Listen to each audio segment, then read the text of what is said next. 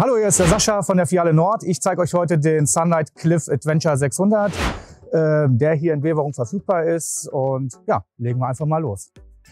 Der Wagen ist auf einer Ducato-Basis, 140 PS, in einem schönen Lanzarote Grau, wie man sehen kann. 16 Zoll Alufelgen sind bei der Adventure-Ausstattung serienmäßig, genauso wie die 3,75 Meter Markise, die dann dabei ist. Ja, ich würde sagen, wir gehen dann einmal außen rum und dann gehen wir auch schon rein. Ja, hier befinden wir uns an der Beifahrerseite des Fahrzeuges mit der ganz normalen Schiebetür und der elektronischen Trittstufe, die serienmäßig bei dem Fahrzeug dabei ist. Hier kann man schon mal einen kleinen Blick hereinwerfen. Das ist dann Eiche Moyer und die Adventure-Ausstattung eben halt, was ich sehr gelungen finde von der Farbkombination. Oben überhalb der Schiebetür ist eben halt diese 3,75 Meter Markise, die dort eben halt ab Werk dabei ist. Ganz normal auf der Beifahrerseite, wie fast in jedem Kastenwagenbereich, ist der Einfüllstupfen für den Frischwassertank. Dort befülle ich eben halt meinen Tank, dass ich unterwegs und in der Autarkie eben halt auch frisches Wasser nutzen kann. Dann kommen wir zum Heck, was sehr geräumig ist. Unten ist eben halt die Kurbel für die Markise. Damit fahre ich die Markise aus. Auf der linken Seite befindet sich mein Gasfach, ganz normal oben mit dem Druckminderer ganz verbaut. Dort kann ich natürlich eine CS-Anlage, wenn ich während der Fahrt die Gasflaschen auflassen will, nachrüsten. Aber das kann bei uns jede Fiale einfach nachfragen. Dann habe ich hier noch die Möglichkeit, diese Schwenktüren zu benutzen. Beidseitig einfach den Knopf hier nutzen, dann arretiert es raus oder ich arretiere es wieder rein. Die Rahmenfenster sind natürlich mit Verdunklung und mit Fliegengitter versehen. Diese kann ich einzeln bewegen oder halt auch kombinieren, dass ich sie hoch und runter bewegen kann und dementsprechend auch wieder lösen.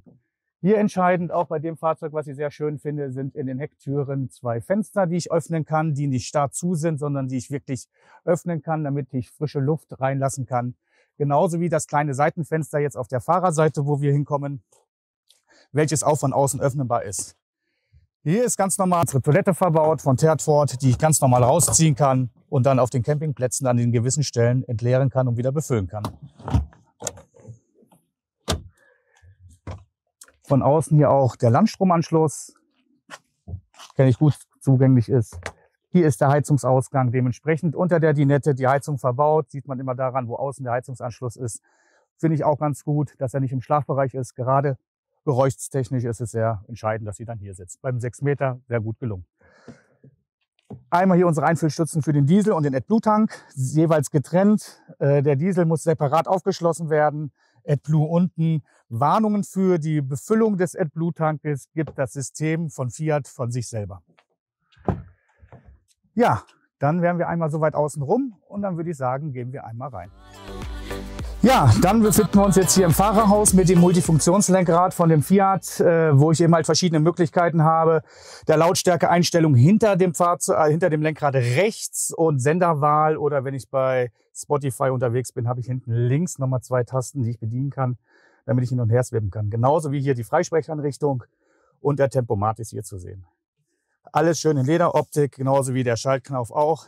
Die neue Bedienungselemente mit den ganz normalen Fiat-Interface vorne im Fahrerhaus. Was ich eben vergessen habe zu erzählen, übrigens, der Fiat in dieser Serie verfügt serienmäßig über 90 Liter in der Adventure-Ausstattung. Das ist vielleicht nochmal ganz wichtig zu wissen.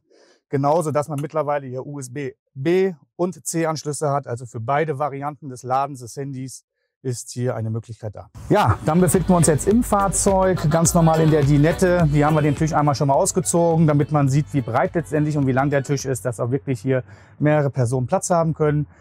Schön finde ich hier die Polsterung mit der Adventure-Ausstattung, die immer Serie haben. Finde ich sehr gelungen, eben halt mit dem Eiche Moyer hier in der Kombination. Schönes, helles Fahrzeug von innen. Man kommt rein, man hat direkt hier eine Garderobe, die ich nutzen kann.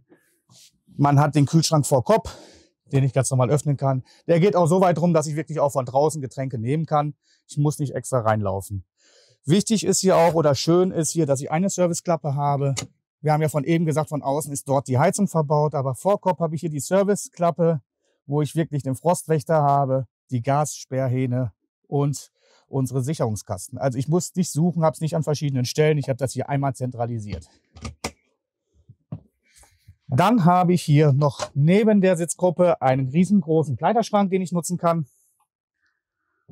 Oben mit der Stange zum Hängen, dass ich auch Hängewäsche hängen kann.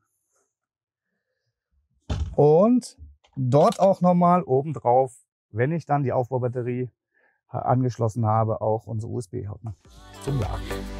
Dann befinden wir uns jetzt hier in der Küche, eben halt mit einem 2-Koch-Flammfeld, mit Pizzozündung, ganz normal draufdrücken. Ich brauche kein Feuerzeug mehr, draufdrücken, dementsprechend die Herdplatte auswählen, welche ich will, draufdrücken und drehen und schon, wenn eine Gaszufuhr da ist, springt es an. Hier habe ich unser Waschbecken mit warm und kalt. Hier ist schön, dass ich wirklich auch den Hahn bewegen kann, nach oben und nach unten. Bitte während der Fahrt immer nach unten, weil sonst ist das nicht so gut wegen der Glasplatte, dass sie da nicht schließt. Die Bedienung für den Kühlschrank befindet sich hier vor Kopf. Das ist auch ganz gut. Dementsprechend habe ich hier einen größeren Kühlschrank, weil die Bedienelemente hier sind für den Kühlschrank, dass ich den an- und ausschalten kann. Dieser ist von Tertford und ja, funktioniert wie die anderen auch. Ich habe hier auch noch genug Stauraum in dem 6 Meter. Dürfen wir nicht vergessen, Kleiderschrank und diesen Stauraumflächen für die Küche. Dann kommen wir schon ins Badezimmer. Hier auch bei der Ausstattungslinie mit dem Holzrost versehen. Normalerweise ist das nicht der Fall. Der Holzrost ist dafür da, dass ich eben halt die Duschstrasse unten nicht verletze oder beziehungsweise kaputt mache mit Steinchen unter den Schuhen oder sonstigen. Die Toilette ist ganz normal von Tertford, wie man sie üblicherweise kennt. Die Kassette hat man sich von außen schon angesehen.